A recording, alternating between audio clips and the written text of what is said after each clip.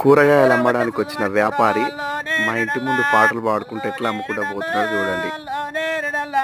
పాలకూర వచ్చే పర్వతం తల్లి అల్లో నేరడల్లా అల్లో నేరడల్లా అల్లో నేరడల్లా మెంచుకూర వచ్చే మేడారం అమ్మ అల్లో నేరడల్లా అల్లో నేరడల్లా